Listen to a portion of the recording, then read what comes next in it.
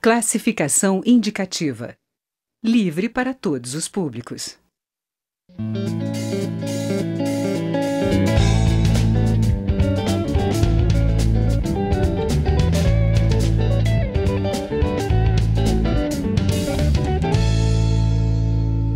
Combater de frente o contrabando para livrar o país de um prejuízo que, no ano passado, foi de 130 bilhões de reais. A proposta é do deputado Edio Lopes, do PR de Roraima, que dá mais detalhes sobre como organizar essa frente de combate nesta edição do Palavra Aberta. Deputado, que ações devem ser tomadas para combater essa entrada ilegal de produtos pelas fronteiras brasileiras? Primeiro, o Brasil é preciso evitar essa frouxidão que temos na fronteira com nossos vizinhos, sobretudo do Cone Sul. O Brasil é extremamente omisso, frouxo na fiscalização das nossas fronteiras. Enquanto o Brasil tem uma fronteira com nossos 10 países vizinhos da ordem de 17 mil quilômetros e temos apenas menos de 900 agentes de fronteira. Se você pegar os que estão doentes, que estão de férias, e ver ainda a repartição de turnos de trabalho, nós vamos ter permanentemente, vigiando 17 mil quilômetros de fronteira brasileira, algo ao redor de 150 homens. Os Estados Unidos, com metade de quilômetros de fronteira com o México e com o Canadá, tem 22 mil homens permanentemente vigiando as fronteiras. Então o Brasil, de um lado, é frouxo na fiscalização, não se impõe enquanto Estado perante os demais países para que eles também cumpram suas obrigações, e aí é o que nós vemos. O ano que vem, 2018, o Ministério da Saúde terá um orçamento da ordem de 130 bilhões de reais. Por ironia, é o mesmo valor que o Brasil perdeu no ano de 2016 com o contrabando e com a pirataria que campeia as nossas fronteiras. O Brasil precisa parar de ser a mãezona de alguns países na América do Sul, especialmente Bolívia, Paraguai e Argentina. Agora, tem algum produto ou alguns produtos que são especialmente contrabandeados e que representam um prejuízo maior? Assim? Se contrabandeia e se pirateia tudo que você imaginar.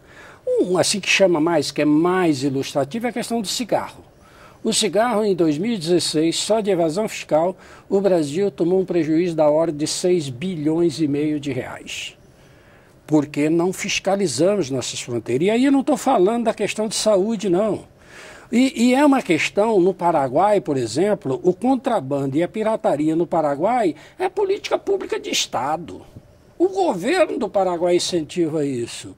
Para termos uma ideia, o atual presidente do Paraguai é o proprietário da maior fábrica de cigarros do Paraguai, que está a apenas 60 quilômetros da nossa fronteira, de onde advém a maioria do cigarro contrabandeado no Brasil. Pior do que o cigarro é o contrabando de medicamentos. Já há estudos que dão conta que algo ao redor de 20% dos medicamentos consumidos no Brasil, olha o que eu estou falando, 20%, que dá mais ou menos 30 bilhões de reais por ano, já é fruto de contrabando de pirataria. E nesse caso a gente não sabe nem se o remédio é de verdade, né? Você pega hoje, os inibidores de apetite, quase todos são contrabandeados. Você pega disfunção erétil, você pega os abortivos, por exemplo, Citotec, o Brasil baniu o Citotec, mas dificilmente você vai encontrar uma pequena cidade neste país que alguém não esteja vendendo Citotec. Todos eles objeto de contrabando. Quer dizer, além do Brasil estar perdendo uma enorme fatia de divisas, ainda colocamos em risco a saúde e a vida de milhões de brasileiros. O Brasil não pode continuar assim, o Brasil tem que ser mais enérgico com o Paraguai, com a Argentina, com Bolívia. Nossa deficiência é, como você falou no início, em número de pessoas, mas também de postos de fronteira? Em número de pessoas, Nós não podemos achar que um país que tem 17 mil quilômetros de fronteira, com 10 países, e temos permanentemente algo ao redor de 150 a 200 pessoas vigiando 17 mil quilômetros, nós não podemos achar que estamos vigiando nada. Não estamos vigiando nada nem ninguém. Né? Esse é o primeiro passo. Segundo passo é o Brasil manter uma posição mais enérgica com esses países. Olha a Bolívia. O governo boliviano, alguns anos atrás, fez uma campanha de legalização de veículos clandestinos no seu país, algo ao redor de 100 e tantos mil veículos. A maioria desses veículos, todo mundo sabe que foram roubados no Brasil. Muitos desses roubos de veículos, às vezes, implicou até na morte do proprietário, na morte do motorista. E o Brasil, diplomaticamente, não diz um A ao governo da Bolívia. Então, nós precisamos, primeiro, nós precisamos mudar a nossa postura. Nós precisamos mudar uma postura e exigir dos nossos parceiros um tratamento diferenciado. Nós não podemos aceitar que o Paraguai tenha no contrabando uma política pública de governo. Nós não podemos aceitar isso. Isso deveria ser levado, por exemplo, ao Mercosul? Sim, para essa instância, para ser por falar em discutida. Mercosul, esses países já são signatários do acordo de comércio com o Brasil extremamente vantajosos para eles, extremamente vantajosos. Você pega, por exemplo, a questão do agrotóxico no Brasil. Hoje, algo ao redor de 20% de todo o agrotóxico que se consome no Brasil, estima-se que está entrando clandestinamente por nossas fronteiras, principalmente pelo Uruguai, que são produtos que vêm da Índia, vêm da China, vêm do Vietnã, vêm geralmente destes países e entram nas nossas fronteiras reembalados, maquiados e vão para a nossa agricultura. 15% de todo produto veterinário usado no Brasil já é objeto de contrabando. O Brasil não pode suportar isso. Além dos 130 bilhões de reais que nós estamos perdendo no fisco, ainda há a questão do emprego, há a questão da indústria, há a questão da saúde pública que está sendo colocada em risco.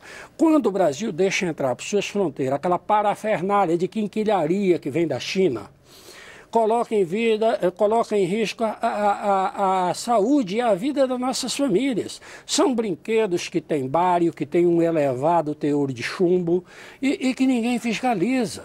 Deputado, o senhor propõe uma frente de combate a isso. Como seria? Que ações deveriam ser feitas? Primeira coisa, o Brasil tem que rever algumas coisas. O maior incentivador do contrabando talvez seja a elevadíssima carga tributária que o Brasil impõe. E aqui há um efeito que o caboclo matuto chama do cachorro correndo atrás da própria cauda. É a carga elevada de impostos que o contribuinte sonega cada vez mais, isso é uma verdade.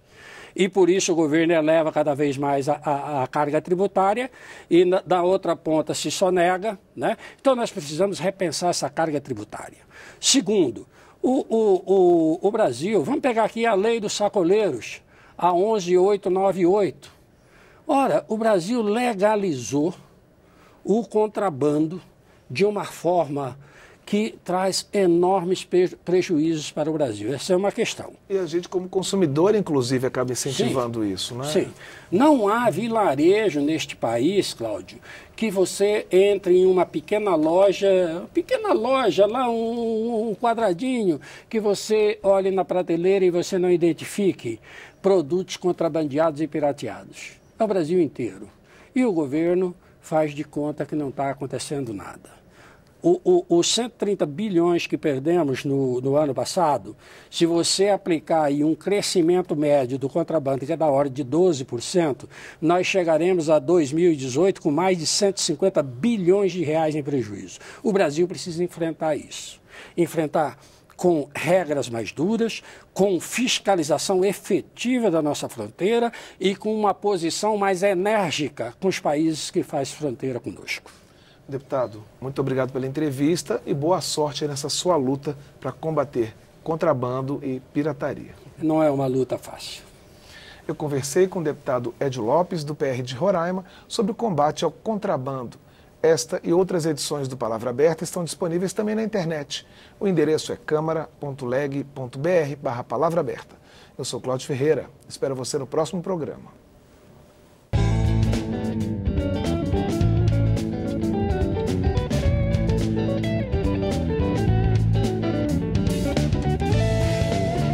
Música